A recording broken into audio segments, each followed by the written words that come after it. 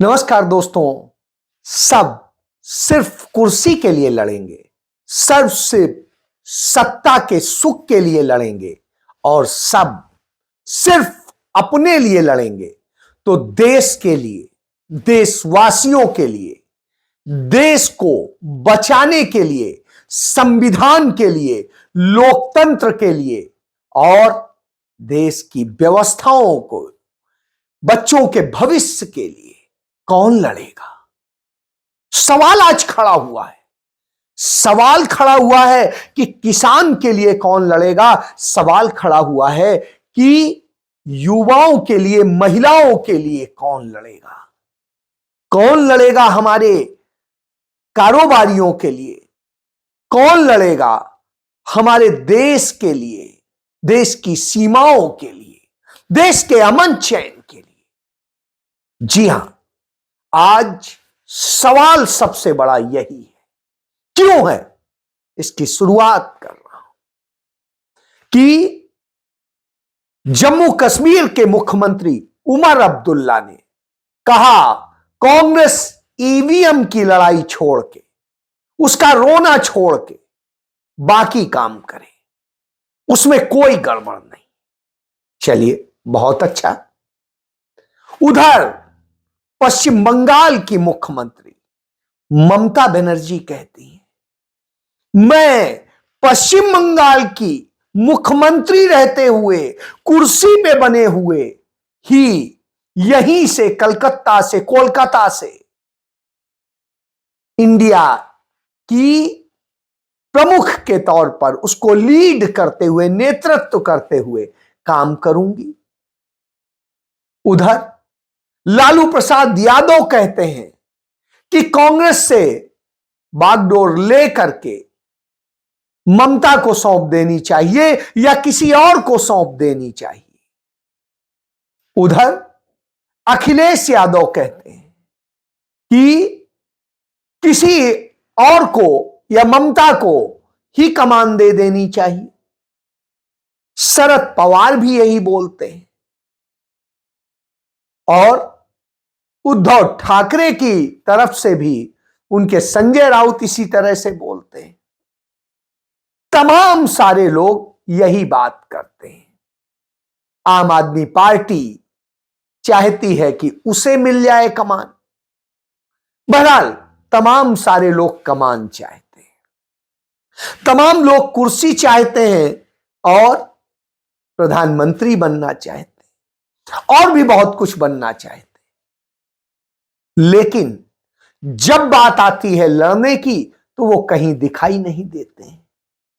याद करिए, जब किसानों की लड़ाई लड़नी थी, किसान आंदोलित थे, पंजाब से चले, पंजाब की सीमाओं पर बैठे, उस वक्त उन किसानों के साथ ट्रैक्टर चला के पंजाब में उनको ताकत देने का काम राहुल गांधी ने किया था।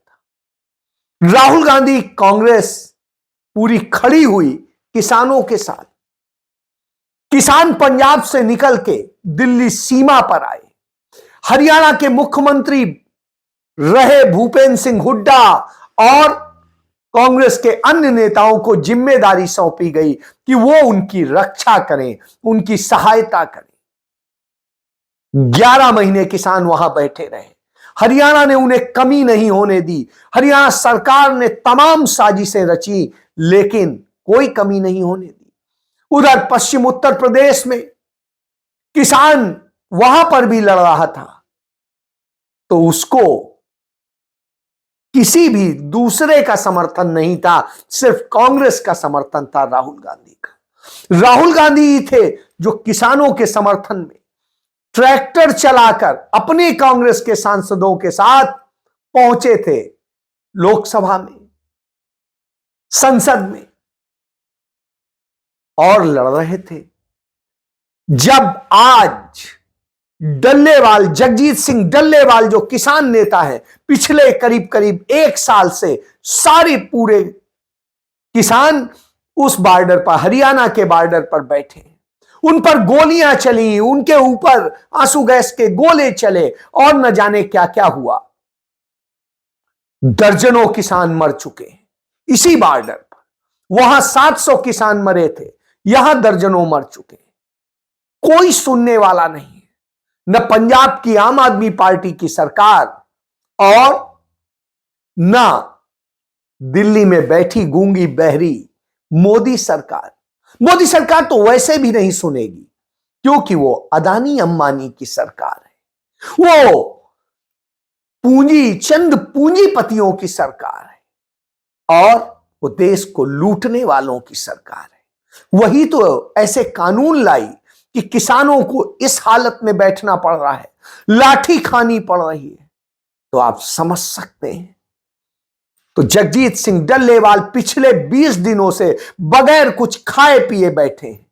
तब उनके पास, उनके समर्थन में वहां विनेश फोगाट पहुंचती हैं। वही विनेश फोगाट जिन्होंने देश का नाम रोशन किया, जिन्होंने उस ताकतवर ब्रजभूषण शरण सिंह से लड़ाई लड़ी, अपना कैरियर खत्म कर लिया और उसके बाद उन्हें संबल दिया कांग्रेस पार्टी ने, राहुल गांधी ने, प्रियंका गांधी ने, और अब वो एमएलए हैं कांग्रेस की।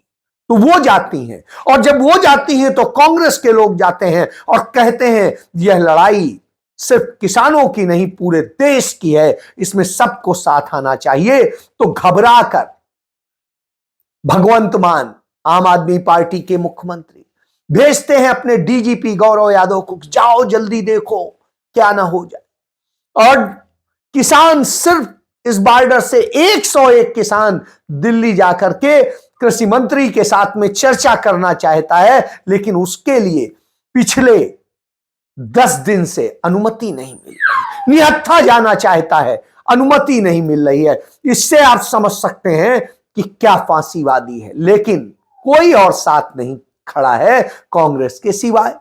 इसके बाद में दूसरी चीज हम देखते हैं कि कैसे लड़कियों के साथ, बेटियों के साथ जब रेप हो रहे हैं, दलित बेटियों के साथ रेप हो रहे हैं, हत्याएं हो रही हैं, आदिवासियों के जल जमीन जंगल छीने जा रहे हैं, तब उसकी लड़ाई होती है तो कौन खड़ा होता है?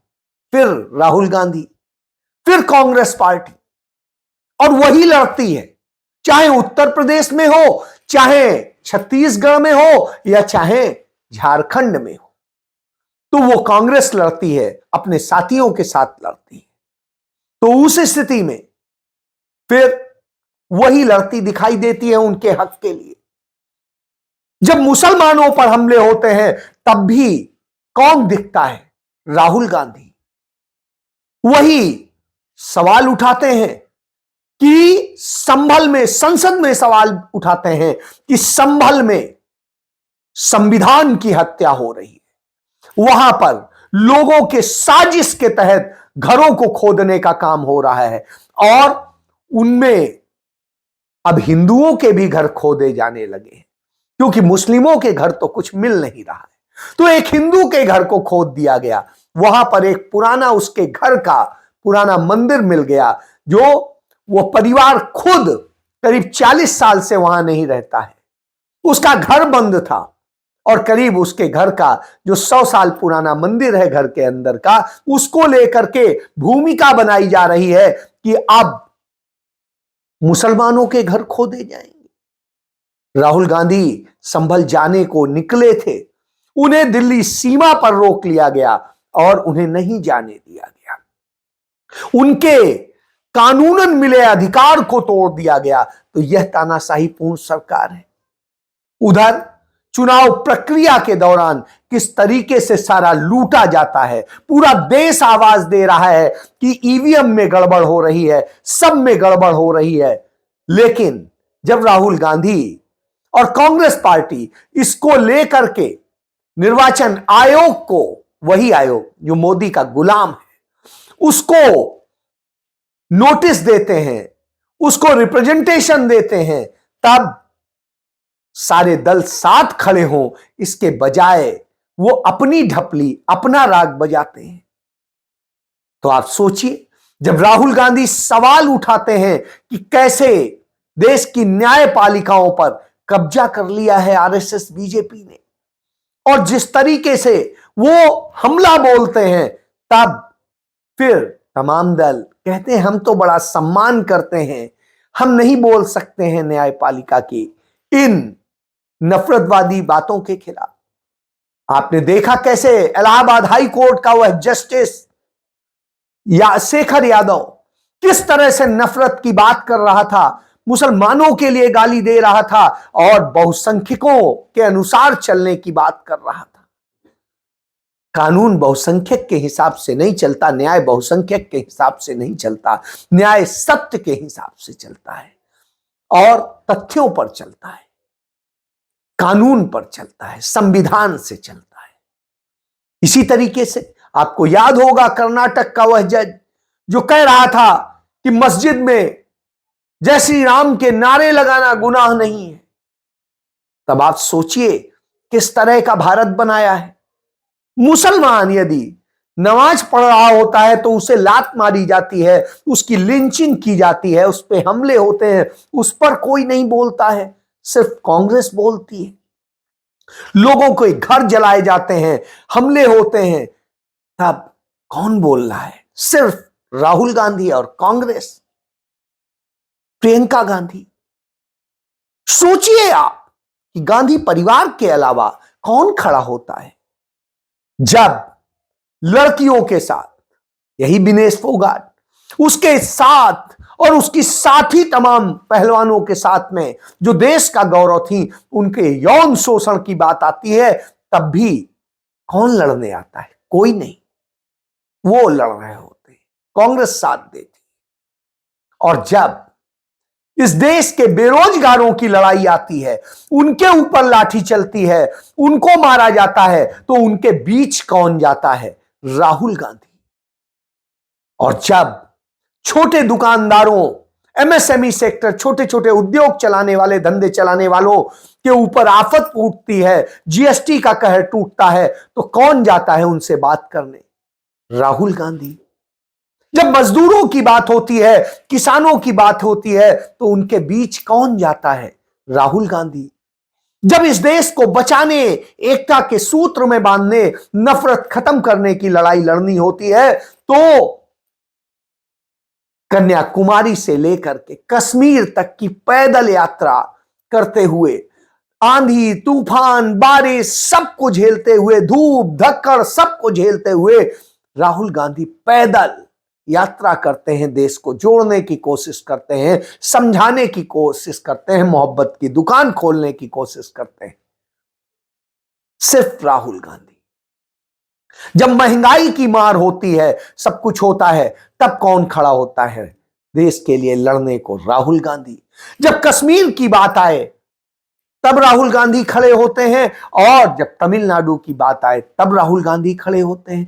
केरल की बात हो, वायनाड में संकट हो, या हिमाचल प्रदेश में आपदा आई हो, तब राहुल गांधी खड़े होते हैं। राहुल गांधी खड़े होते हैं जब बांग्लादेश में हिंदू मारे जा रहे होते हैं, तब राहुल गांधी बोलते हैं कि नरेंद्र मोदी कड़ा एक्शन लो, लेकिन नरेंद्र मोदी एक्शन नहीं लेते, कोई नहीं और बोलता है, लेकिन राहुल गांधी बोलते हैं। तो जब सब जगह वो लड़ रहे हैं, तब सब अपने अपने राग कर रहे हैं, सब कांग्रेस को हराने में, कांग्रेस को खत्म करने में लगते हैं कि जिससे उनका वोट बैंक सलामत रहे, उनकी सत्ता सलामत रहे। तब आप कहते हैं कि और कौन करेगा? लड़ाई कैसे लड़ी जाएगी? तानाशाह सरकार है, उसके साथ अडानी अंबानी जैसे रईस हैं और क्रोनी कैपिटलिज्म है। आपको टैक्स टेरर में फंसा दिया गया है, आपके बच्चों को बेरोजगारी में झोंक दिया गया है, आपकी बेटियों को वेश्यावृत्ति में झोंकने की साजिश रची जा रही है, और आपकी शिक्षा बर्बाद की जा रही है, आपके घर परिवार का सुकून छीना जा रहा है, आसपास नफरत का माहौल बनाया जा रहा है, और इस देश को बांटा जा रहा है। मणिपुर जल रहा होता है, तब कौन जाता है? राहुल गांधी, प्रियंका गांधी, कांग्रेस पार्टी, जहां कहीं भी हो, उनकी सरकार हो या ना हो। इससे आप सोचिए कि ऐसी स्थिति में आप किसके साथ खड़े? क्या वो सच में विपक्ष हैं या सिर्फ अपनी सत्ता के लिए? आज इसका फैसला करना बेहद जरूरी है, क्योंकि विपक्ष की खाल ओढ़े हुए ये भेड़िए हैं जो नरेंद्र मोदी के साथ खड़े हो जाते हैं, जिससे उनकी सत्ता चलती रहे, वो बचे रहे, ईडी सीबीआई इनकम टैक्स उनको ना घेर ले और वो अडानी से लाभ लेते रहे। याद करिए, उमर अब्दुल्ला मुख्यमंत्री बनते ही किससे मिले थे? उसी निशिकांत दुबे के घर गए थे मिलने, जो अडानी का दलाल है। यानी धंधा क्या है? इसीलिए बार बार कहा जाता है, सच को पहचानिए, जल्दी पहचानिए, नहीं तो सब बर्बादी में जा रहा है।